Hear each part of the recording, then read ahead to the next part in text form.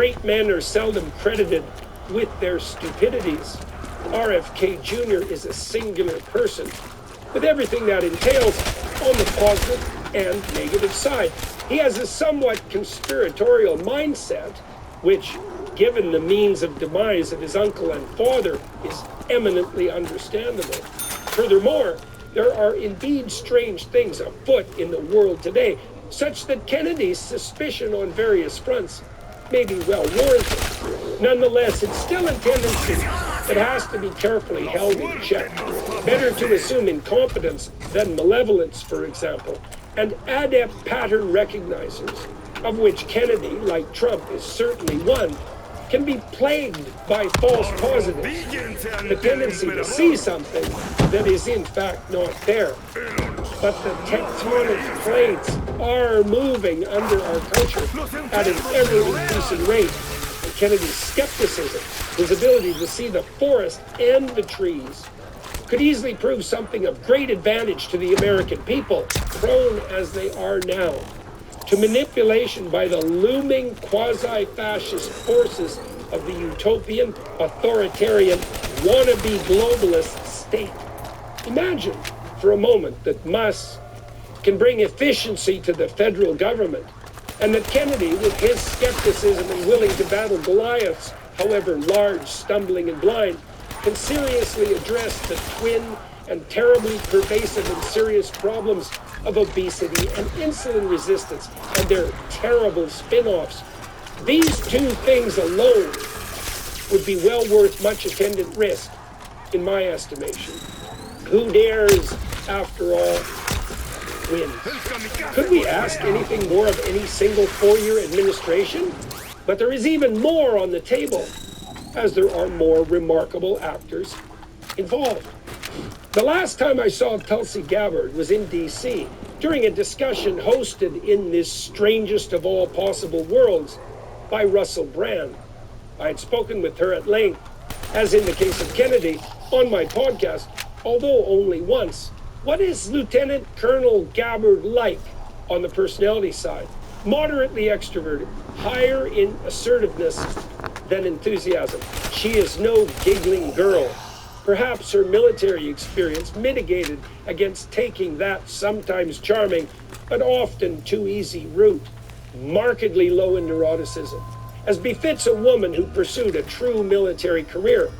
Agreeableness? Ms. Gabbard cares genuinely about those she served and continues to serve, although I would say she does so in the temperamentally conservative manner that is part patriotism and part respect for the intrinsic dignity and worth of every person, rather than in the off-cloying, false, and morally self-righteous manner that so often characterizes the so-called allies of the oppressed on the side of the progressive left. She's also very smart, without the more showy brilliance of Ramaswamy, who we still have to discuss, down to earth in that intelligence, and is as conscientious as you would hope an ex-military member and influential political leader might be. Gabbard is the sort of woman who would make of someone a favorite aunt, a close confidant, a trusted friend. If you wanted sane advice, she'd be your pick. She doesn't have the stunning entrepreneurial flair of Musk, Kennedy, or Ramaswamy, but her presence on the X-Men team would add to that excess of plasticity some true stability, the other personality meta trait. This is particularly important when the team in question will be tasked with so much administrative and managerial responsibility. It is great to have someone around like Vivek, for example, who spins off new ideas at a constant rate. But I'd bet on Gabbard to implement effectively and to pay attention to all the details, although Musk also excels at that, to walk the walk as well as talk the talk. She's a very difficult person not to admire, not to feel lesser than in her presence. She's solid, competent, straightforward, admirable, brave, patriotic, and tough. She'd be a truly thoughtful presence in the Trump X-Men team. which might otherwise tilt too hard toward the entrepreneurial and revolutionary. Slow down, gentlemen. Take some time and think. She has as well the emotional resilience not to panic, even under pressure, not to claim that the sky is falling and rush around madly and counterproductively merely for the show of work.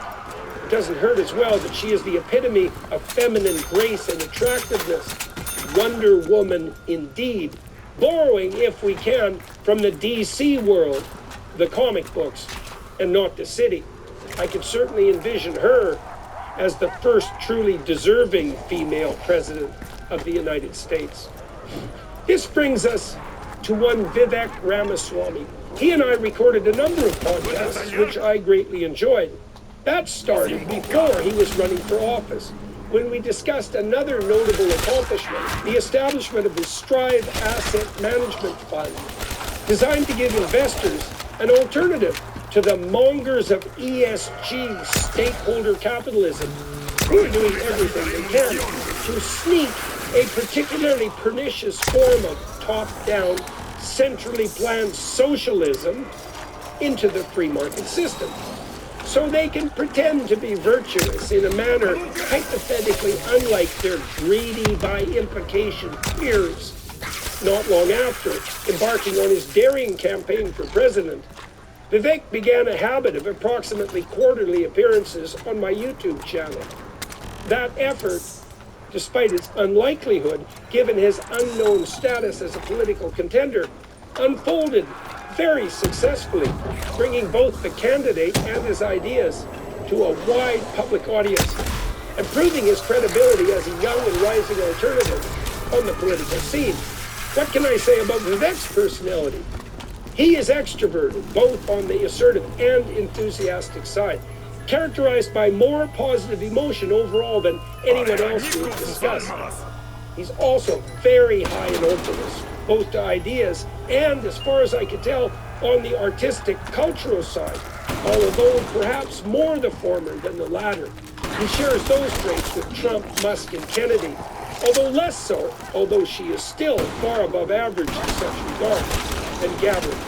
He's more polite than Trump, certainly, more measured in his speech, less rough and provocative, although also less witty, although certainly not dull. I would hazard a guess as well that he is less compassionate and people-centered than both Trump and Musk. Ramaswamy tends to stay in the realm of ideas and is clearly motivated on the political side, primarily by intellectual curiosity, as well as the desire to see things done better. He appears low in neuroticism and is highly stress-tolerant, as those are the same thing.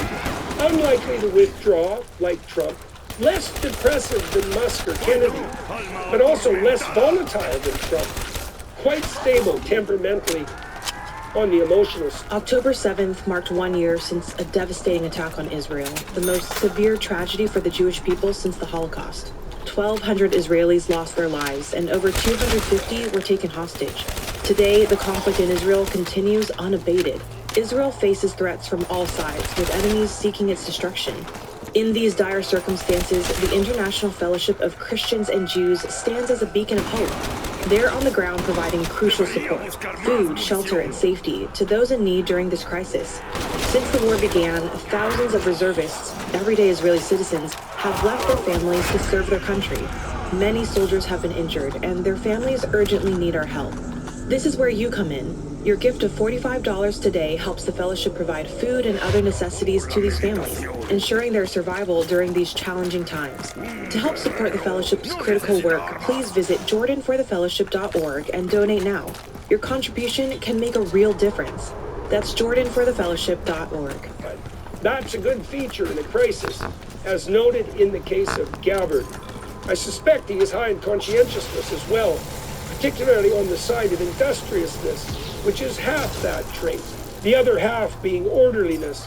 Ramaswamy is very successful for a comparatively young man, and he has done that in consequence of his own efforts. This is not a fate that befalls people who fail to work dreadfully hard. Cautions with regard to Vivek? Mostly to do with his youth.